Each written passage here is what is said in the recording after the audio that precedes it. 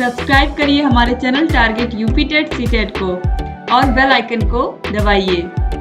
Hello friends, मैं रेनू स्वागत करती हूँ आप सभी भावी अध्यापक एवं अध्यापिकाओं का आपके अपने channel target UP TET CTET में।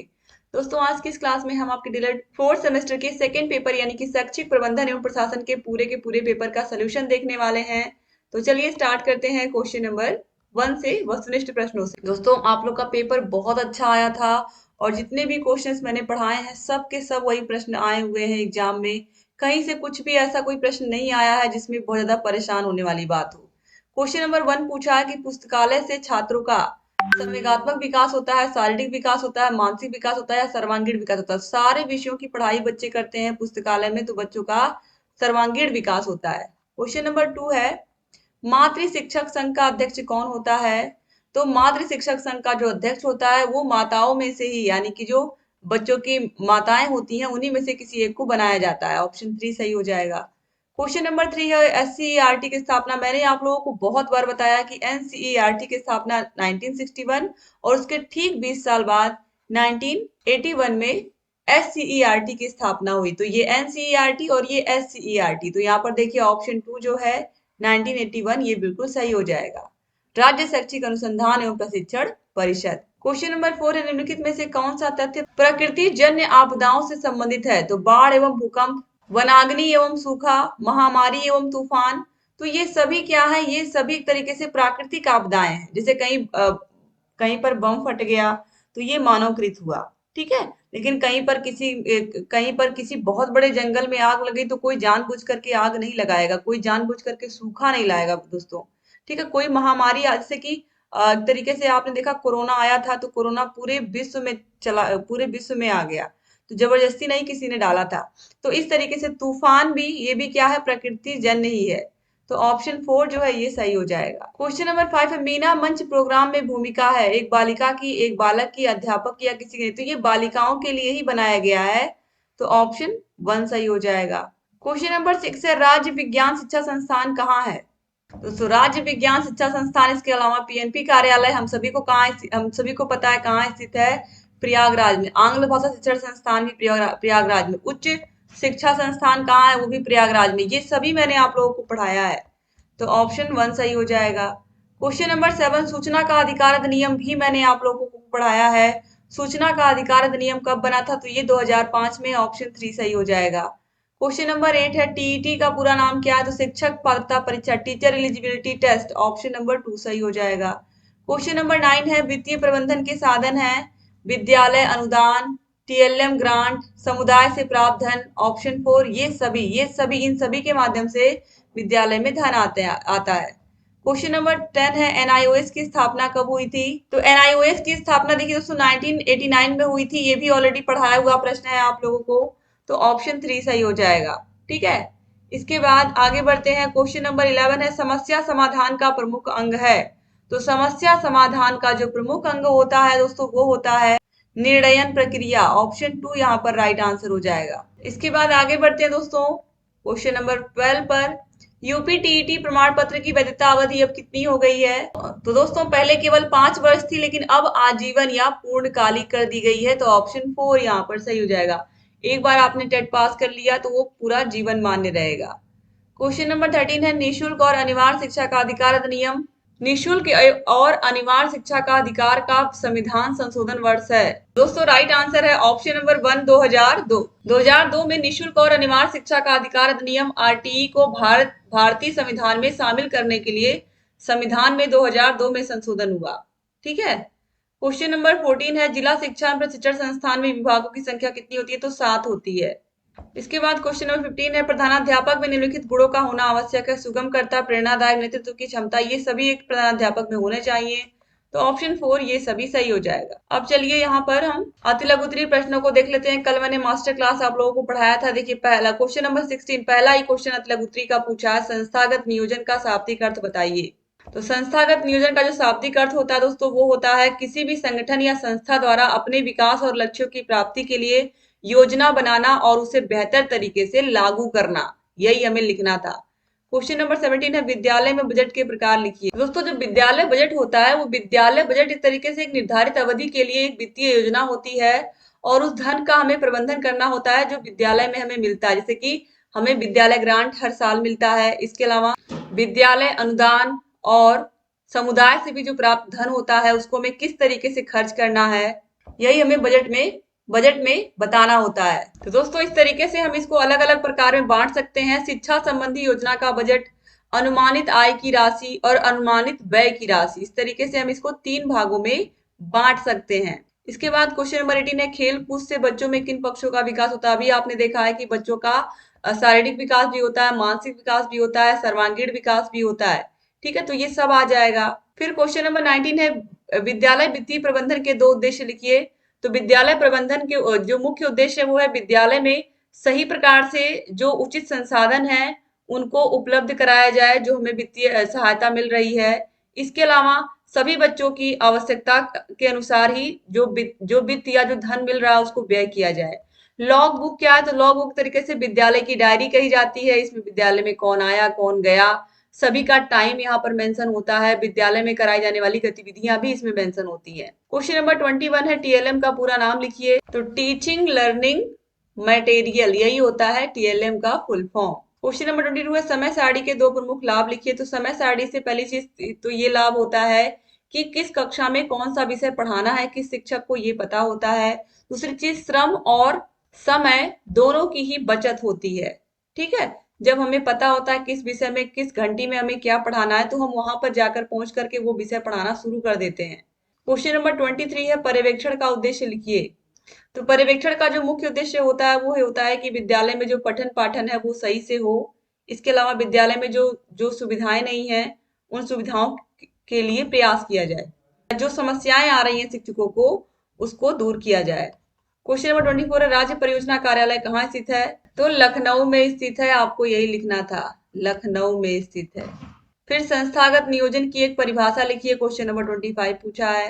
तो दोस्तों संस्थागत नियोजन किसी भी संगठन या संस्था द्वारा अपने लक्ष्यों की प्राप्ति और विकास के लिए योजना बनाने, उसे क्रियान्वयन करने और सामूहिक रूप से सतत प्रयास करने की ही प्रक्रिया है, यही आपको लिखना था। क्वेश्चन नंबर 26 है, विद्यालय प्रबंधन के 2 सोपान लिखिए। तो विद्यालय प्रबंधन के 2 प्रमुख सोपान अगर हम बात करें तो नियोजन और संगठन, यानी कि प्लानिंग और ऑर्गेनाइजेशन है, जो विद्यालय को प्रभावी ढंग से चलाने के लिए जरूरी है। इसके बाद मीना मंच से आप क्या समझते हैं। तो मीना मंच एक तरीके से बालिकाओं के लिए बनाया गया है और जिसमें बालिकाओं को स्वच्छता के बारे में, साफ सफाई के बारे में और उन्हें पढ़ाई लिखाई के बारे में जागरूक करने के लिए बनाया गया है, जिसमें 6 से लेकर के 8 तक की बालिकाएं होती हैं। क्वेश्चन नंबर 28 है, एनपीआरसी का पूरा नाम क्या है। न्याय पंचायत संसाधन केंद्र, यही आपको लिखना है, न्याय पंचायत संसाधन केंद्र। ये सब पढ़ाया हुआ है दोस्तों, आप लोगों को पूरा रटा हुआ होगा अगर आप लोगों ने पूरा अच्छे से पूरा क्लासेस को देखा होगा और मास्टर क्लास को भी पढ़ा होगा और सारे के सारे अगर आप राजन सीरीज पवन सीरीज के प्रश्नों को भी देख करके गए होंगे। क्वेश्चन नंबर 29 है, मनोविज्ञान शाला उत्तर प्रदेश के 2 कार्य बताइए। तो पहला तो यही है कि बच्चों को निर्देशन और परामर्श देना, ये तो सबसे पहला कार्य हो गया मनोविज्ञान शाला का। इसके अलावा मनोविज्ञान शाला में शोध कार्य भी किया जाता है दोस्तों, ये भी आप लिख सकते थे। ठीक है, इसके बाद क्वेश्चन नंबर 30 है, जिला परियोजना कार्यालय के मुखिया के क्या कार्य हैं। तो दोस्तों जो जिला परियोजना कार्यालय के मुखिया होते हैं, एक तरीके से इन्हें जिला परियोजना निदेशक के नाम से भी हम जानते हैं, जिला कार्यक्रम प्रबंधक के नाम से भी इनको हम जानते हैं। इनका जो प्रमुख काम होता है वो जिले में विभिन्न योजनाओं और परियोजनाओं का प्रभावी क्रियान्वयन, निगरानी और प्रबंधन करना होता है। ठीक है, ये इनका मुख्य कार्य होता है। इसके बाद देखिए लघु उत्तरीय प्रश्न स्टार्ट होते हैं। लघु उत्तरीय प्रश्न में देखिए पहला प्रश्न क्वेश्चन नंबर 31 पूछा, प्रबंधन के अर्थ को परिभाषित कीजिए।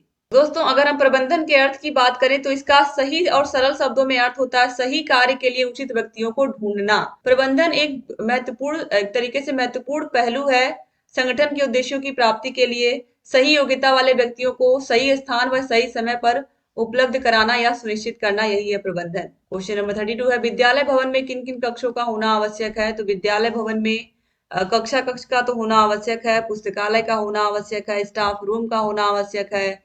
ठीक है, यही सब हमें लिखना है। इसमें कार्यालय का होना आवश्यक है। ये सब जो मुख्य चीजें हैं जो कि प्रयोगशाला का होना बहुत आवश्यक है, यही सब आपको इसमें लिखना था। क्वेश्चन नंबर 33 है, शिक्षक के महत्व को परिभाषित कीजिए। अब दोस्तों आप सभी लोग शिक्षक बनने जा रहे हो तो इसका आंसर बताने की आवश्यकता नहीं है मुझे कि एक शिक्षक क्या होता है एक बच्चे के जीवन में। आज हम सभी लोग जहां पर हैं शिक्षकों की ही देन है, हमारे माता पिता के साथ शिक्षकों का भी उतना ही योगदान है हमारी पढ़ाई लिखाई में।